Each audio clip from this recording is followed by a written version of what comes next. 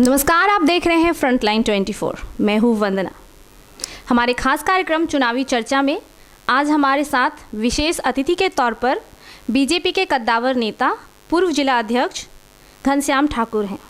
आइए उनके साथ हम करते हैं खास बातचीत। सर, कार्यक्रम में आपका बहुत बहुत स्वागत है। बहुत बहुत आभार, मुझे आपने इस कार्यक्रम में बुलाया, इसके लिए तहे दिल से आपके चैनल को आपको बहुत बहुत धन्यवाद। सर, आपने अपना संपूर्ण जीवन बीजेपी को समर्पित किया है। आपके कार्यकाल में बीजेपी की स्थिति काफ़ी मजबूत हुई है इस क्षेत्र में, तो आपको क्या लगता है, आपने जो सेवा की है इसके बाबत क्या पार्टी आपको टिकट देगी?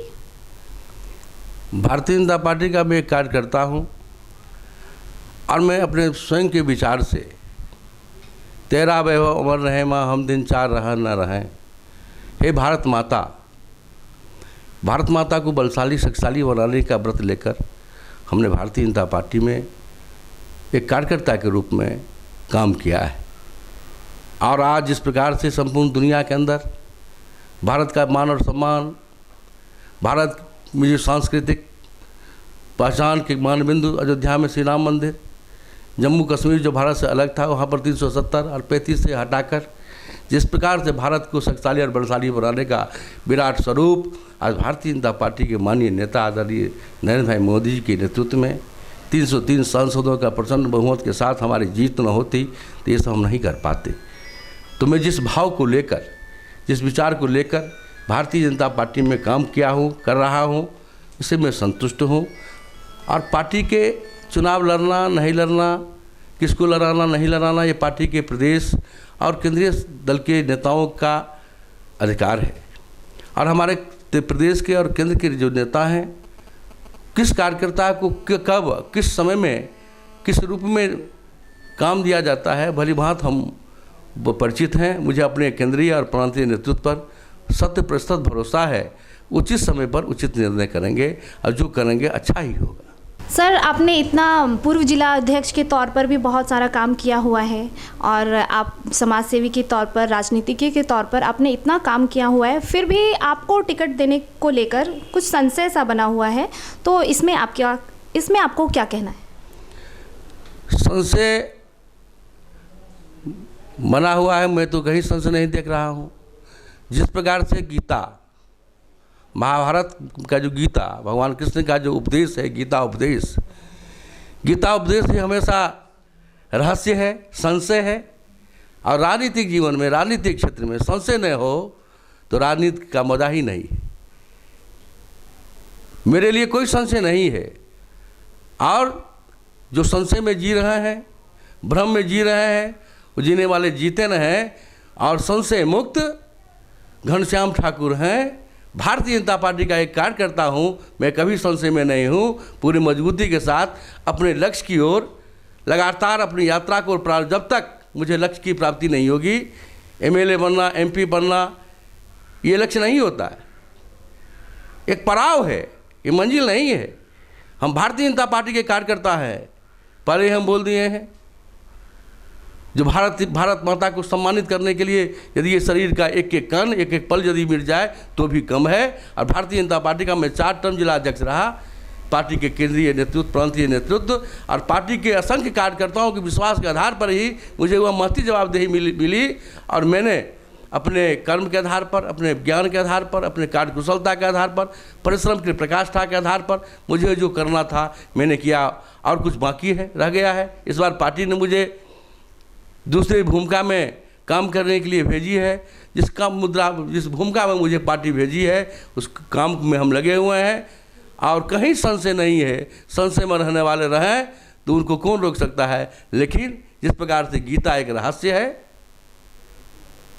अब भगवान जितनी बार आप गीता को पढ़ेंगे उतना बार आपको लगेगा जो ये नई नई बात में नित्य नए खोज मिलते हैं। ठीक उसी प्रकार से राजनीतिक क्षेत्र है, राजनीति भी एक विज्ञान है। राजनीति कोई खेल नहीं है, राजनीतिक विज्ञान है, एक साधना है, एक तपस्या है। हो सकता है हमारी तपस्या नहीं पूरी हुई हो, तपस्या हमारी कुछ बाकी रह गई हो, जिस कारण मुझे जो आप लोगों की नज़र में आप जो प्रश्न पूछे हैं, लेकिन मुझे अब विश्वास है जो मेरा तपस्या जल्द ही पूरे होने वाला है। और समाज की जो आकांक्षाएं हैं, लोगों का जो भाव है, लोगों का जो मांग है, और निश्चित रूप से केंद्रीय और प्रांतीय नेतृत्व पूरा करेगी। सर, जिस तरह से आप बोल रहे हैं कि ये रहस्य है और कोई संशय भी नहीं है, फिर भी जिस तरह से ये चर्चा है कि जदयू के सारे जो प्रत्याशी हैं वो जनसंपर्क साधे हुए हैं, वो जगह जगह जाकर जनता से संपर्क कर रहे हैं, तो इसमें कुछ संशय सा बना हुआ है कि ये जो विधानसभा चुनाव में ये भाजपा को टिकट मिलेगी यहाँ से या जदयू को। आप इस पर क्या कहना है आपको? आप राष्ट्रीय जनतांत्रिक गठबंधन एक गठबंधन है। हमारे गठबंधन में भारतीय जनता पार्टी के साथ जनता दल यू, लोक जनशक्ति पार्टी भी हमारी एक सहयोगी दल है। सभी पॉलिटिकल पार्टी को अपना कार्यक्रम करने की छूट है, गठबंधन में मनाही नहीं है। सभी दल के कार्यकर्ता अपने अपने संख्या के आधार पर, अपने परिश्रम के आधार पर सभी क्षेत्र में खुले रूप से काम करते हैं। और आपको याद होगा जो लोकसभा चुनाव के समय में तीनों दल के संयुक्त प्रदेश अध्यक्ष के हस्ताक्षर से हमारे पार्टी के या एनडीए के प्रत्याशी की घोषणा हुई थी। घोषणा के बाद हम सभी लोग एकजुट थे, एक साथ थे। इसमें भ्रम कहाँ है? सभी कार्यकर्ता अपने अपने दल को मजबूती करने पर लगे हैं, तब ना एनडीए मजबूत होगा।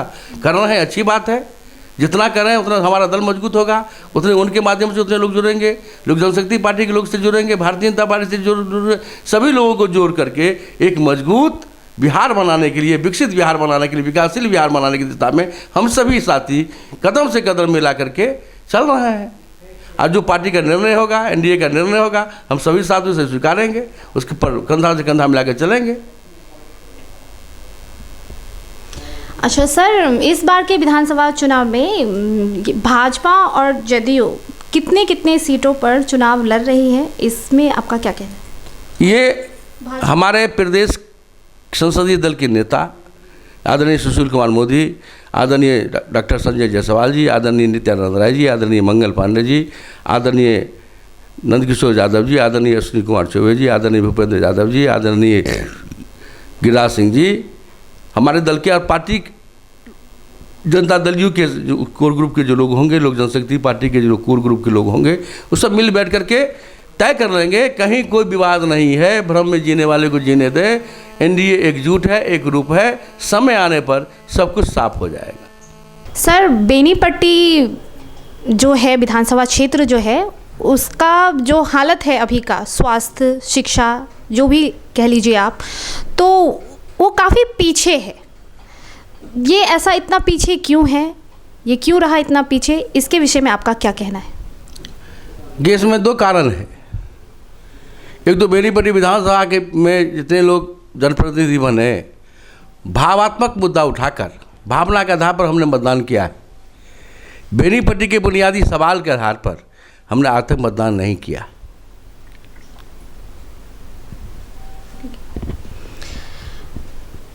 सर, अगर आपको पार्टी टिकट दे देती है तो आपका जो चुनाव का जो मुद्दा है वो क्या रहेगा?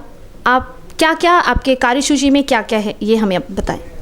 सबसे पहले बेनीपट्टी में प्राकृतिक आपदा बाढ़ की त्रासदी से बेनीपट्टी या संपूर्ण मधुबनी जिला प्रभावित होता रहा है। इसके अस्थायी निदान के लिए जो हमारे पास में संसाधन है, श्रम साधन है, युवा शक्ति है, इससे समन्वित प्रयास करके इसकी व्यवस्था हम करेंगे। सरकार और समाज के साथ समन्वय बनाकर इसका समाधान का पहला रास्ता तैयार करेंगे। जो हमारे मधुबनी जिला में 5000 के लगभग में सरकारी और उतना ही निजी तालाबें हैं और 11 छोटी बड़ी नदियां हमारे मधुबनी जिला में है। ये सब जो नदियां हमारे लिए अभिशाप बनी हुई है, इसे वरदान में परिवर्तित करने का सत प्रयास आज तक नहीं हुआ है। हमारे एनडीए की सरकार ने यात्रा प्रारंभ की है। यदि हमारे अटल बिहारी वाजपेयी 2004 में पुनः भारत के प्रधानमंत्री बन गए होते तो नदी से नदी जोड़ने की योजना आदरणीय अटल बिहारी वाजपेयी की एक विजन था, उद्देश्य था, वो हो गया होता। और उसके बाद छोटे छोटे नौजवानों को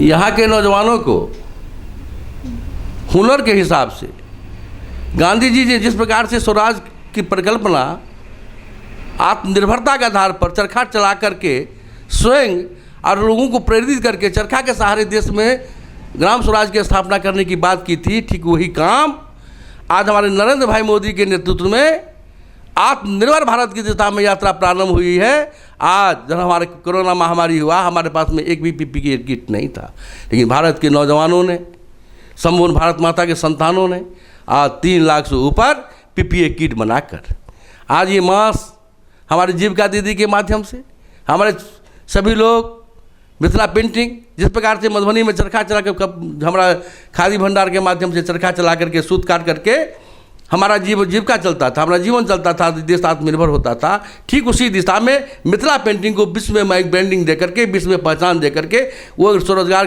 की दिशा में ठीक यहाँ की कला संस्कृति के आधार पर आज हमारे उच्चैठ महोत्सव, विद्यापति महोत्सव, पुरहर गिरजा स्थान, भवानीपुर, मधुबनी जिला में जितने हमारे देवभूमि है, राजनगर की काली अंदर, सभी को पर्यटक स्थल के रूप में विकसित करके राम कृष्ण कॉरिडोर बन रहा है, राम सीताराम कॉरिडोर बन रहा है। और जो महिषी उच्चैठ भगवती स्थान से महिषी स्थान तक ये रोड बना करके इस पर्यटक स्थल के रूप में विकसित करा करके और सभी ग्राम पंचायतों में अन्न भंडारण के गोदाम बनाना, सभी प्रखंड मुख्यालय में छोटे छोटे कोल्ड स्टोरेज की स्थापना करना, दूध के उत्पादन की दिशा में किसानों को प्रेरित करना, कृषि उत्पादन के लिए जैविक खेती का बढ़ावा देना और जो आधुनिक कृषि यंत्र है उसका कृषि बैंक की स्थापना प्रत्येक प्रखंड में नहीं 3-4 पंचायतों में मिलाकर इसकी करने की योजना है। सभी प्रकार भारत सरकार की योजना है। और 11 वर्षीय जो नदियां हमारे पास में है, इस नदियां के बांध पर सोलर प्लेट लगा करके हम सौर ऊर्जा उत्पादन करके उससे राशि की उगाही करेंगे। हम उस राशि से इस मधुबनी जिला और बेनीपट्टी का विकास करेंगे। हमें नहीं चाहिए भारत सरकार का सहयोग, मुझे नहीं चाहिए बिहार सरकार का सहयोग। हम अपने संसाधन के बल पर आत्मनिर्भर मधुबनी बनावेंगे, आत्मनिर्भर बेनीपट्टी बनावेंगे और उनको भी दिखाएंगे जो कैसा है बेनीपट्टी।